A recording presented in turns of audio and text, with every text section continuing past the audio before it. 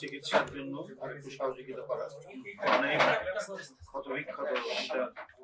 আজকে ডক্টর ইউনূস সাহেব যখন তত্ত্বাবধায়ক সরকারের প্রধান, তখন কেন আজও সমাজের মধ্যে অপরাধীরা, দুর্বৃত্তরা আজকে দাপিয়ে দেয়? 4 জনের পরামর্শে শেখ হাসিনা সকল অপরাধমূলক কাজ করেছে।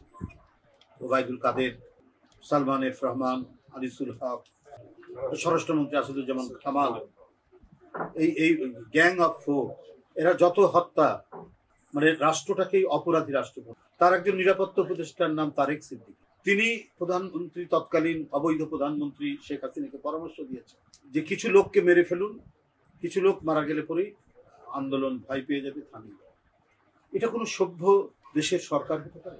এটা কোনো সভ্যতার লক্ষণ হতে পারে?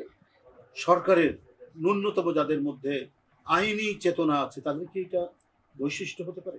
কয়েকদিন ধরে আপনারা পত্রিকায় দেখুন এই কথাগুলো, একবারে অডিও একে অপরের সাথে যে তার কথা বলছেন, মেয়র তাপসের সাথে কথা বলছেন, তারপরে আরো অনেকের সাথে কথা বলছেন, তার মধ্যে স্পষ্টভাবে একেবারে যাদের মনোবৃত্তি খুনির, যাদের মনোবৃত্তি ডাকাতের, যাদের মনোবৃত্তি রক্ত পিপাসা যাদের মেটে না, রক্ত তৃষ্ণা যাদের সবসময় রয়েছে, তারা দেশ পরিচালনা, তারা ক্ষমতাকে ধরে রাখার জন্য নিজ দেশে শিশু সন্তান, তরুণ সন্তান, primary school, high school, college, বিশ্ববিদ্যালয়ের কাউকে বাদ রাখি 1400-1500 ছেলে মেয়েদেরকে হত্যা করেছে, রিক্সাওয়ালাকে হত্যা করেছে, শ্রমিককে হত্যা করেছে, 450 বিএনপি নেতা কর্মীকে হত্যা করেছে, ছাত্র দলের হত্যা করেছে।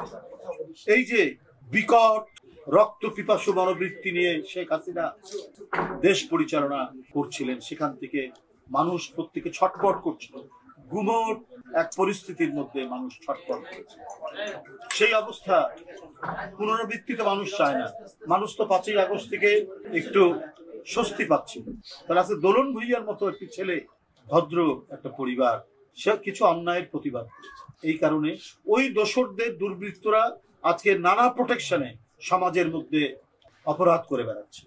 বালুমহল, পাথর তোলা, নানা কাজের মধ্যে এরা ইনভলভ। আজকে যে অভিযোগটা উঠেছে যে প্রশাসনের বিভিন্ন স্তরে স্তরে আওয়ামী লীগের দোসররা তারা আছে, এবং এই অন্তর্বর্তীকালীন সরকার এবং গণতন্ত্রের বিজয়ের মধ্যে দিয়ে যে মানুষের প্রত্যাশা শান্তির সহাবস্থান তৈরি করা, এটাকে নস্যাৎ করার একটি পরিকল্পিত প্রচেষ্টা চলছে।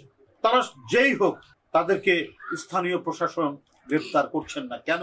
এই প্রশ্ন আজকে সবার।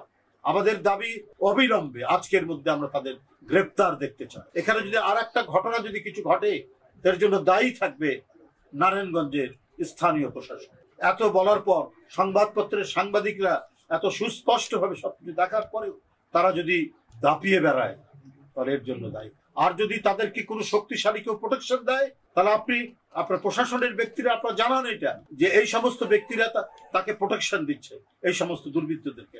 আমাদেরকেও যারা, আমরা আরো বেশি আইনি প্রক্রিয়া, সে যদি দলেরও কোনো লোক হয়, চূড়ান্ত সাংগঠনিক ব্যবস্থা দল থেকে চিরদিনের জন্য তাকে বহিষ্কার করা হয়।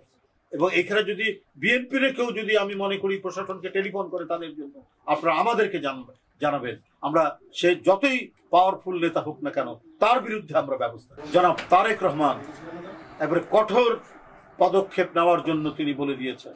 সব সময় তিনি সতর্ক দৃষ্টি রাখছেন, কেউ রেহাই পাবে না যদি দলের কেউ এই ধরনের কোনো ঘটনার সাথে জড়িত থাকে।